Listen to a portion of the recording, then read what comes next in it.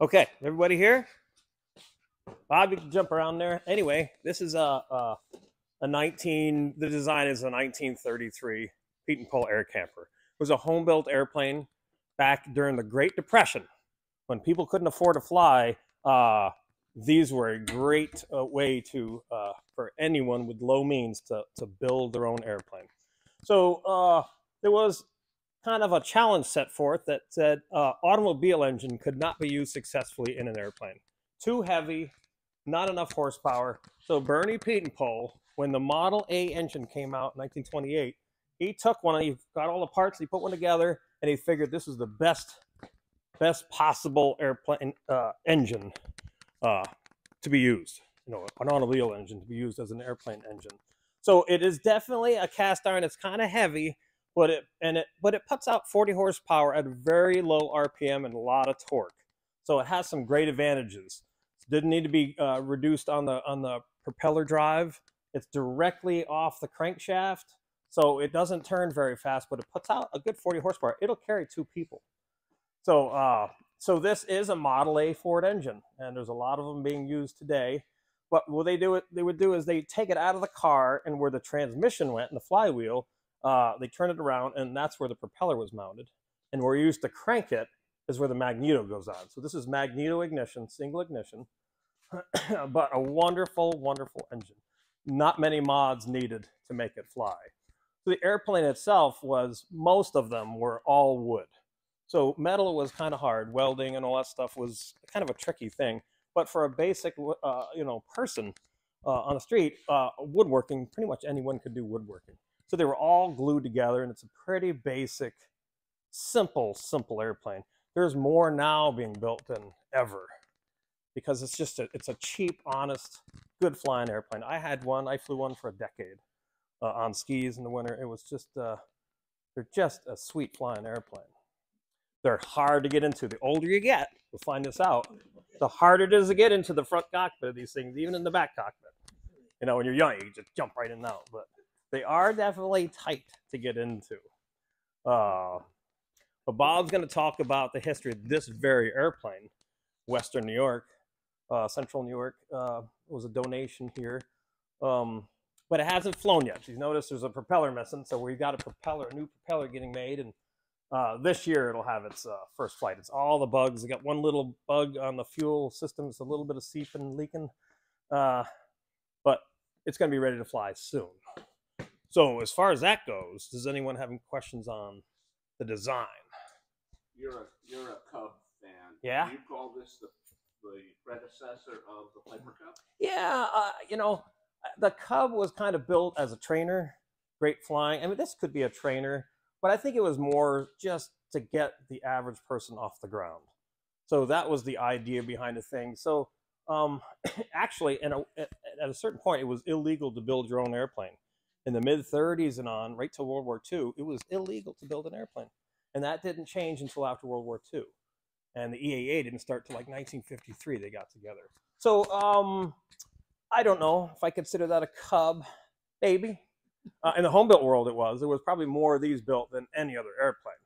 So as far as sheer numbers, very popular, safe design. So yeah, it could be that. Nothing flies like a Cub, though. What's that? What did they cost new? The airplane? Yeah, so the kit or whatever. Well, they did produce kits. I forget what the kits were what they cost. There wasn't many kits produced. It was more, you got the drawings, and the drawings were published in basically Popular Mechanics back then. Yeah. So you buy the drawings or get the drawings from the magazine, and you build the airplane. So very few kits, but it was pretty cheap. You could build it with a secondhand Model A. They're starting to become junkyard things, and you can get them. Model T Ford Club of America in their museum has a Model T Scout. Yeah. Single seat. Which they claim was built by Pietenpol. Yes, that was 10. I forget the number off the top of my head, but yes, that was an original Model T built airplane. What happened was when Bernie built this airplane, they all said, "Oh, it's only successful because of the engine." He said, "Well, let's take a Model T engine and make that fly," and it flew pretty well, single place. But you know, everyone kept saying it was just all the Model A was the success. Well, it was the airfoil shape. And he did a nice job on this thing. This was definitely a timeless design that goes on and on and on. Again, more built today, more modern engines. He was actually the first to put a Corvair. When the Corvair came out, he said, that's a perfect airplane engine. And he was the first to put a Corvair in an airplane. Air-cooled. So Continental. So these have had more engine changes than pretty much any other airplane in history. They have had diesels, radial engines. They've had everything in these things. V8s, old F-85s. I mean, they had everything in these airplanes. What's flying speed on it? Flying speed, it's roughly around 60 miles an hour. It's definitely a slow airplane. I had a friend a couple years ago. I took my daughter to Wisconsin in a Cub, and we talked to a guy with a Model A, and I said, did you ever pass anything? He said, actually once. He was on a long straight, saw this long stretch of road, and he saw a vehicle, and he was coming up on it. He's like, I'm going to pass this vehicle. Well, we got up to it. It was an Amish buggy. So we did pass it, but it wasn't. It was just sad for him. So yeah, it'll pass an Amish buggy. They're pretty slow, but they land slow too, just like a lot of these airplanes. 35 miles an hour. Just a safe, slow airplane. So if you're going to go somewhere, it's a terrible airplane again, like a Cub. But Made it any easier to get in? no, well, they do. So when the home builders, everyone wants to put their own touch on things. So there's not a single Pietenpol that's the same. They're all different. I'm a purist. I like it authentic. But what they would do is they'd extend. These are cabane struts. They would extend the struts up to make it a little easier to get into. Some people have done doors, but you know, you compromise strength when you cut this. It's a longeron. It's one of the structural things. So, you know, when people, they get heavy and they're not the same anymore. So it's definitely a hard thing too. Mine was pretty authentic, and it had these were an add-on too. They originally had one cross wire on the other side instead of these. So talk about, you'd have to put your head through the cross wire, get in and pull your other leg out. Again, every year it gets harder. Single pilot, it's from the front or the back. Rear. That's your balance. And there's actually a little flop here. This one's not really constructed right, but they would build this little flop to aid getting in. So that was built in. You put it back down, you still had the same wing area. If you had a cutout, you lose wing area. So he thought about all these things. Very few parts. This one actually is a steel tube. He did make available steel tube drawings for people that wanted to do that. But originally, they were all wood, and just some of the pieces were steel. These struts and the gear and the engine mounts, very few pieces were steel, because it was harder to work with and required more skill than a lot of people had. It's a little difficult to see where you're going. Yeah, but it's not bad. There's the radiator, if you notice. Yeah. The radiator's right out in your front here. But it's not bad if you sit back there. It's only this wide. You look at all the rest of these airplanes, you don't see anything forward. You see the back of a passenger's head. You see engines, you see wires and struts, so it's not terrible. But it was a nice, you know, it was the next generation up from Standards and Jennies. They were becoming, again, you know, grounding those airplanes, but this was. You gonna do anything special for its first flight? You're gonna have a Model A out there. You got one Model A here. Yeah, no race yet. You're gonna race. You gotta race. You might win. That'd be great. The EAA across the field is building one that you donated, I believe. And I think that there's going to be an event where they are invited to see it fly. That would we be may nice. ground hop it a few times Yep, before we definitely. invite them. But, Yeah. there's some talk about that. Yeah. And the cool thing is, I mean, this really is the museum, because there's an automobile engine and an old airplane. So you're tying everything together. It's, you know, not just airplanes and cars. This has everything. This is a, you know, it's a Model A Ford engine that flies. So That aluminum head. that's an aluminum high compression head. So what made this engine successful, they called them police heads back then. They had aluminum higher compression heads that gave it more snap and really made it a two-place airplane. Because originally they were cast iron, double the weight, very low compression. So that was one of the mods that you could do that. Of course, a lot of these were built out in the Midwest. The fields are, you know, you can't even see the end of the field. So, you know, when you get shorter fields and trees at the end of a hot day, I've seen the toughest really close before. Karl, did they ever carry more than two or in cargo? Actually, there's some great stories about one guy out in Texas rescuing a family in a blizzard, and it was actually 4 people in it. 4, 2 kids, 1 in each lap, and 2 people, and they got these people out of a blizzard. So, yeah, it's been known to, I've never carried more than 2, but no, there are 2 places. 2 people is enough in this thing. On a hot day, it's nothing special with 2 people. It is only 40 horsepower. So, but the only way, they were about 625 pounds. This is the empty weight of these airplanes when they were built. Hard to get those weights today because you start adding rubber's a little thick. It's very hard to get factory weight. So to do them successfully, to build one, you've got to build in lightness. Everything. You've got to be fanatical about weight to have this thing perform. But a basic timeless design. So, Bob, do you want to give a little talk about this airplane?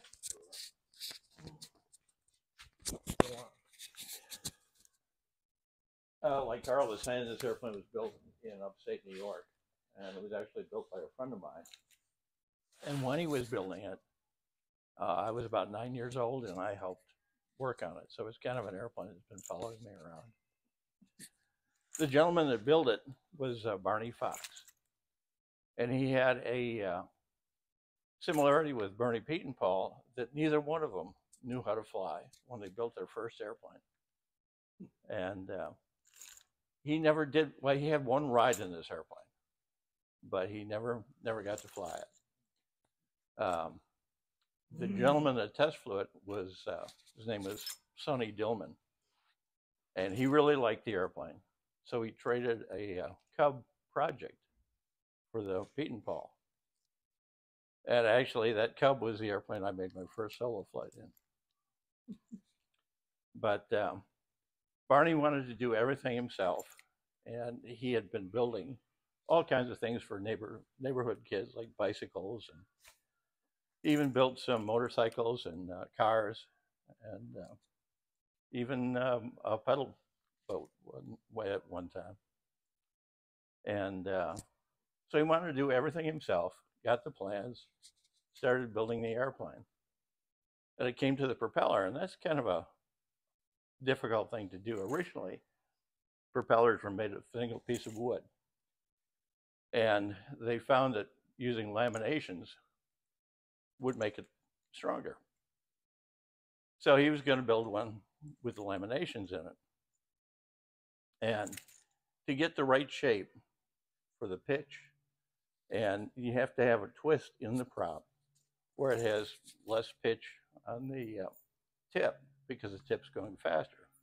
So you want to have a same amount of thrust all the way across. So when the FAA came out to certify it, the inspector was concerned about getting the right glowing pressure. And he said, oh yeah, he knew about that. I said, well, how'd you do it? And he said, well, I made sure everything fit really well. I made sure there was an even layer of glue. Put it on a 2x6, jacked it up against the rafters in the basement. He said, I just kept jacking it so I couldn't close any doors upstairs and figured that was good enough. He was a character.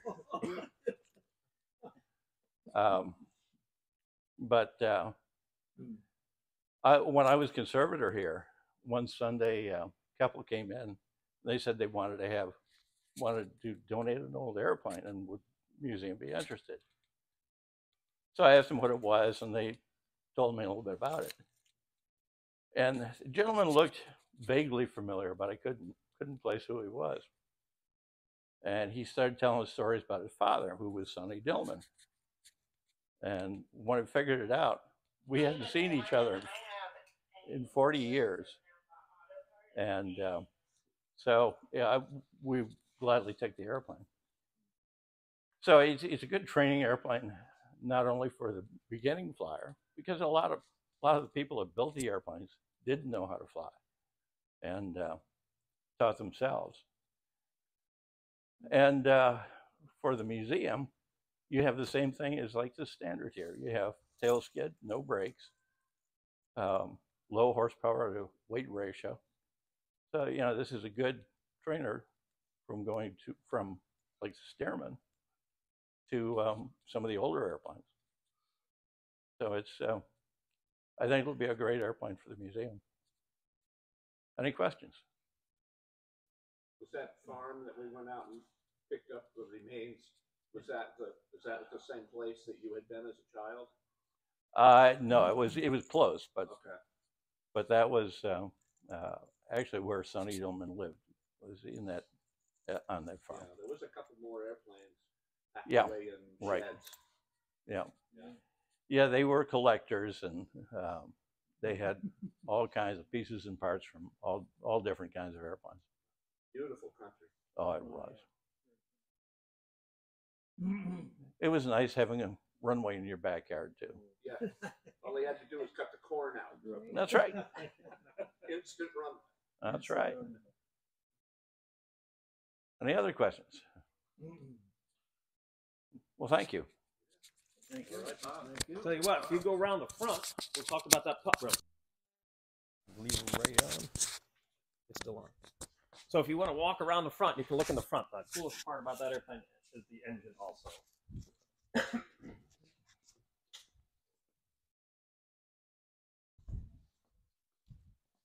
Probably another side of the triplane might be our best bet out there. Yeah, probably right out there. Oh, you gotta go that way. Has a motorcycle engine in it, and that ties it in too. That's true. That's true. And we'll eventually be talking about that one. Okay.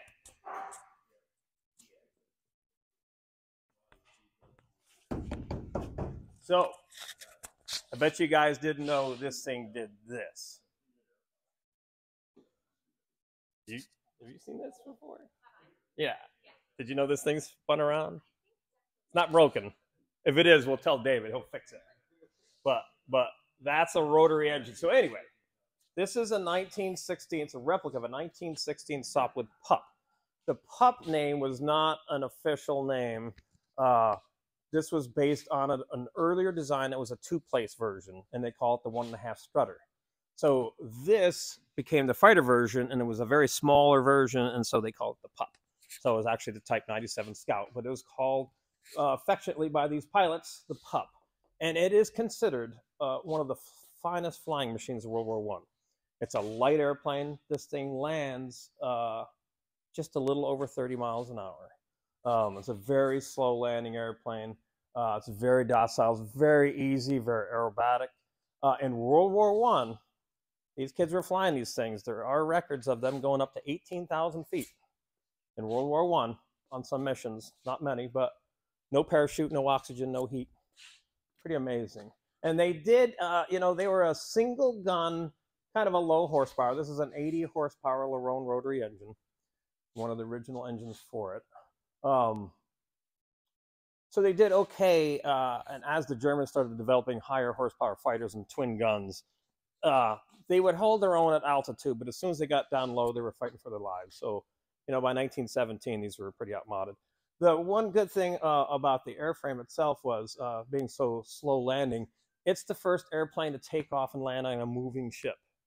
So this is the one day Commander Dunning would land this Pup on the carrier, and there was leather straps, and the guys would grab the straps and hold it down because it's, you're going into the wind in the ship. You're probably moving 15 miles an hour in landing. So they're very short landing airplanes. But the Lerone, this engine right here, is one of the most, it's one of the sweetest rotaries ever built. The 80 Lerone it's a low horsepower, very reliable engine. It only has one magneto, one set of plugs, so it's single ignition. So that's one disadvantage of it. We have a Gnome rotary that we run on the stand over there, double low horsepower, dual ignition, more reliable when it comes to that. But these were very easy to operate. They ran on castor oil. So again, we talked about that with rotaries. The scarf, there was a reason for the scarf, and that was to wash the castor oil off your goggles because it would just spray everything. The advantage of a rotary is being a total loss oil system. You don't use the oil again. So if it started, it was ready to fly. You didn't have to warm it up, off you went. So big advantage over water-cooled engines. Very light, very high power to weight ratio. But as soon as the war ended, no more rotaries. Rotaries fell out of favor mighty quick. because they were kind of gas hogs and castor oil hogs and oil hogs. It would burn. Some of these would burn a gallon of oil an hour, go through it a gallon an hour. So they would run out of fuel before they run out of oil, which is a good thing. You don't want to seize up the engine. But this engine would only turn about 1,200 RPM. It was one of the first fighters to have a gun shooting through the propeller. You'd have to time that gun with this propeller. Props off now for maintenance in the cowling, but pretty basic airplane. But you have to, if the wind blows, you have to be in total concentration to land this thing because it sits at such a high angle of attack, and it lands so slow. Little gust of wind and you're in the air again at a very slow speed. So concentration is paramount. But you can land this thing in 100 feet and be stopped. I mean, it's a very, very easy, but yeah, considered one of the best fighters of the war. Any questions? That's all I'm going to talk about. Go ahead. I know that's the second fuselage and wings. Correct. That engine has stayed here. It was on another top. Yes. Maybe you here when Watson had the force No. land out in Allison? No. So Tom Watson, this was brought here, came from Old Rhinebeck Aerodrome, probably 82, around 82, I think, 81, 82. So this was in another airframe, this engine, and the airplane needed to be restored a number of years ago. So a friend, Brian Coughlin, had built this pup, and we traded. But I highly recommend we kept this engine. This engine is a sweet running engine. So we just swapped airframes, kept the engine. So this did have a forced landing. The first flight here, Tom Watson, one of the founders here, going to fly, and they told him to stay close. And he was over that direction, and one of the wires came off the spark plug, and it just wrapped around everything and shut the engine down. So we landed in a little field about this big, and I don't think he ever flew again. Yeah, At the top of the hill. never flew again. Never flew it again. It's been flying here for years. Yeah, probably, and I'm sure it's not big. So the advantage of it, you could land this thing in the angle of glide's probably like this at about 35, 40 miles an hour. And, you're going to land a very short field. But it is, it's a light airplane. So it does have disadvantages. On a little windy day, it's just, like a cub, it's a handful. But, yes. Did I hear you say that you have to time the shooting of the gun to the propeller? Yes, Okay. the firing pin. How do you practice that without destroying? I don't think there's any practicing. Oh, okay.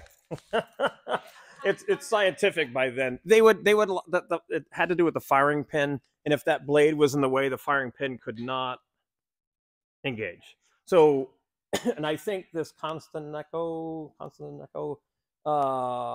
assembly would give it a constant rate of fire too. So it wouldn't, as the engine slowed down, it wouldn't slow down your firing. They got pretty complicated with the hydraulics and stuff. But yes, it just had to be timed. There was a way of timing this thing and to make sure that you wouldn't do it, even though I'm sure they still shot their props off. Pretty early. This is pretty early. This is mid-war time right here. The pup. But there's a few pup flying today, and I recommend the home builders. I mean, it's just a nice flying airplane.